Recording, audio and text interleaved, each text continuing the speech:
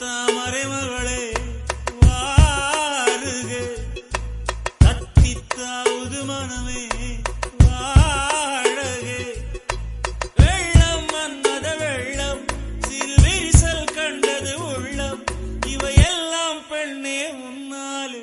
தங்கத்தாமரை மகளே